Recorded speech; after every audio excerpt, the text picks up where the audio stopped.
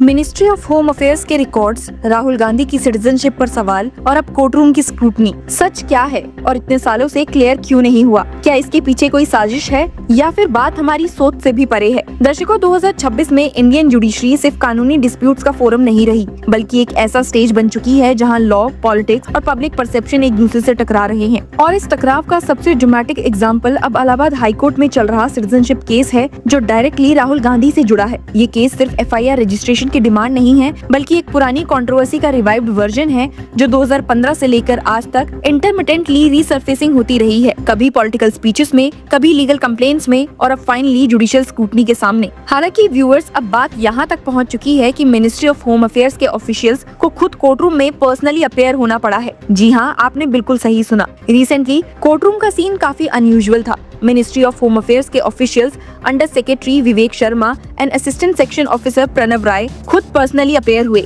और 2019 के वो कंप्लीट रिकॉर्ड्स प्रोड्यूस किए जो इस कंट्रोवर्सी का बैकबोन है। क्या थे ये रिकॉर्ड्स? क्या इससे राहुल गांधी कोई बड़ी मुश्किल में आ पड़े हैं? क्या इतने लंबे समय से चल रहा सिटीजनशिप केस अब फाइनली सॉल्व होने जा रहा है? दर्शकों, ये वही नोटिस है जो 29 अप्रैल 2019 को इशू हुआ था, जब सुब्रमण्यम स्वामी की कंप्लेंट के बेसिस पर मिनिस्ट्री ऑफ होम अफेयर्स ने राहुल गांधी से उनकी सिटीजनशिप का फैक्चुअल पोजीशन क्लैरिफाई करने को कहा था। ये कहानी एक्चुअली 2015 से शुरू होती है, जब सुब्रमण्यम स्वामी ने एक कंप्लेंट फाइल की थी, जिसमें एलिगेशन था कि राहुल गांधी ने यूके में एक कंपनी मेसर्स बैकऑप्स लिमिटेड इंटरकॉर्पोरेट करते वक्त अपनी नेशनैलिटी ब्रिटिश डिक्लेयर की थी। कंप्लेंट का बेस यूके की कंपनीज हाउस के डॉक्यूमेंट्स थे। सुब्रमण्यम स्वामी का क्लेम था कि ये सिर्फ एक क्लरिकल एरर नहीं हो सकता, बल्कि एक वॉलंटरी डिक्लेरेशन है जो सीरियस लीगल कंसिक्वेंसेस ला सकता है। 2019 में जब मिनिस्ट्री ऑफ होम अफेयर्स ने नोटिस इशू किया, तो वो एक सिग्निफिकेंट मोमेंट था। एक तरफ एक सिटिंग MP और मेजर पॉलिटिकल लीडर से सिटीजनशिप क्लैरिफाई करने को कहा जा रहा था, तो दूसरी तरफ ये भी क्लियर था कि ये एक पॉलिटिकली सेंसिटिव इशू है। शॉकिंग बात ये है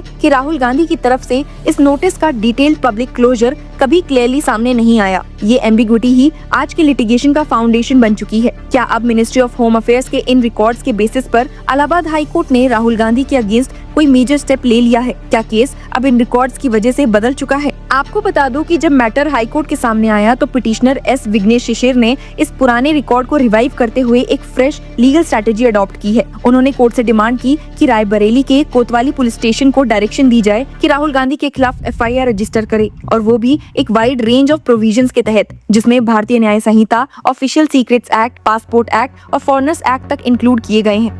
पिटिशनर का आर्गुमेंट सिंपल है लेकिन लीगली एक्सप्लोसिव, कि राहुल गांधी ने एलिजली ब्रिटिश नेशनैलिटी डिक्लेयर की थी, और अगर ये प्रूव होता है तो ये सिर्फ एक टेक्निकल वायलेशन नहीं, बल्कि क्रिमिनल लायबिलिटी का इशू बन सकता है। कोर्ट ने जब मिनिस्ट्री ऑफ होम अफेयर्स के रिकॉर्ड्स परयूज किए, तो एक बात क्लियर हो गई। ये केस अब सिर्फ एलिगेशन पर बेस्ड नहीं है, बल्कि डॉक्यूमेंटेड हिस्ट्री पर बेस्ड है, जिसे अब जुडिशली एग्जामिन किया जा रहा है। लेकिन इक्वली इम्पोर्टेंट ये भी है कि अभी तक किसी कोर्ट ने राहुल गांधी को फॉरेन सिटीजन डिक्लेयर नहीं किया है। ये एक क्रूशियल लीगल रियलिटी है जो पब्लिक डिस्कोर्स में अक्सर इग्नोर हो जाती है। हियरिंग के दौरान पिटिशनर ने रिक्वेस्ट की कि मैटर को पार्ट हर्ड ट्रीट किया जाए, ताकि बेंच फ्यूचर हियरिंग्स भी करे, लेकिन जस्टिस राजीव सिंह ने इस रिक्वेस्ट को रिजेक्ट कर दिया और कहा the matter shall not treat as tied up और part heard before this bench. ये एक टेक्निकल क्लैरिफिकेशन था, लेकिन इसने ये भी इंडिकेट किया कि केस अभी प्रिलिमिनरी स्टेज पर है और कोर्ट किसी कंक्लूजन के करीब नहीं है। मैटर अब 6 अप्रैल 2026 के लिए लिस्ट किया गया है और गवर्नमेंट ऑफ इंडिया को रिप्लाई फाइल करने का टाइम दिया गया है, यानी कि अभी लीगल बैटल का एक्चुअल फेज शुरू भी नहीं हुआ है, लेकिन पब्लिक वर्डिक्ट ऑलरेडी डिवाइडेड है। इसी बीच राहुल गांधी के खिलाफ चल रहे दूसरे केसेस ने जुडिशरी को पॉलिटिकल स्पॉटलाइट का सेंटर बना दिया है। नासिक में एक क्रिमिनल कोर्ट ने उनके खिलाफ डिफेमेशन केस क्लोज कर दिया, जो विनायक दामोदर सावरकर पर किए गए रिमार्क से रिलेटेड था। केस में IPC सेक्शन 499 एंड 504 के तहत प्रोसीडिंग्स चल रही थी।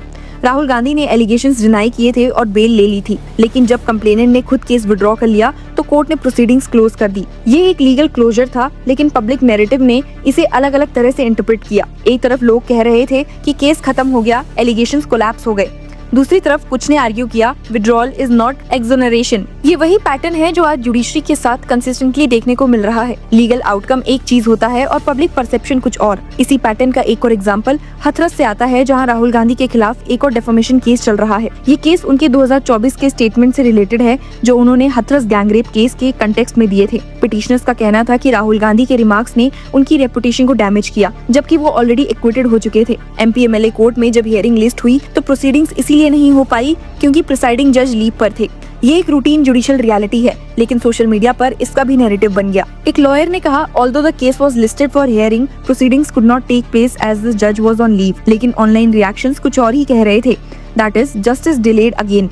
राहुल गांधी के काउंसिल ने ऑब्जेक्शन फाइल किया है और मैटर अब 13 अप्रैल के लिए लिस्टेड है। पिटिशनर्स के लॉयर का एक स्टेटमेंट वायरल हुआ जिसमें उन्होंने कहा, the accused were roaming freely while the victim's family members were confined to their home. ये लाइन कोर्टरूम के बाहर एक इमोशनल नैरेटिव बन गई है। इन सब डेवलपमेंट्स को अगर एक साथ देखा जाए तो एक क्लियर पैटर्न इमर्ज होता है। जुडिशरी अब सिर्फ लीगल डिस्प्यूट्स रिजॉल्व नहीं कर रही, बल्कि पॉलिटिकल नैरेटिव्स के बीच एक रेफरी की तरह खड़ी है।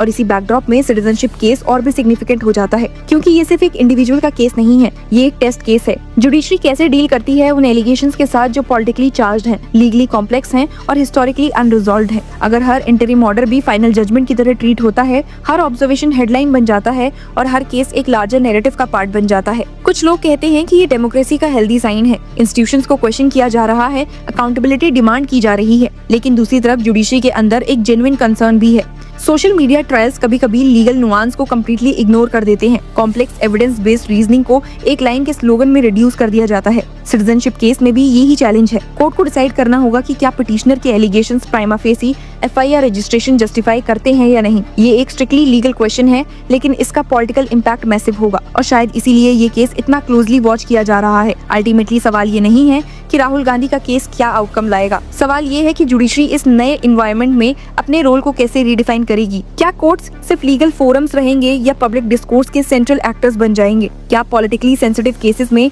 जुडिशियल न्यूट्रलिटी परसेप्शन सर्वाइव कर पाएगी? क्या पब्लिक क्रिटिसिज्म और इंस्टीट्यूशनल रिस्पेक्ट के बीच बैलेंस बन पाएगा? इन सब सवालों का जवाब अभी अनक्लियर है, लेकिन एक बात बिल्कुल क्लियर है, 2026 में इंडियन जुडिशरी सिर्फ जस्टिस डिलीवर नहीं कर रही, बल्कि अपनी क्रेडिबिलिटी और पब्लिक ट्रस्ट के लिए भी एक साइलेंट बैटल लड़ रही है। और इलाहाबाद हाई कोर्ट का ये सिटीजनशिप केस उस बैटल का सबसे विजिबल फ्रंट बन चुका है। Stay tuned with us to get all the updates on this case.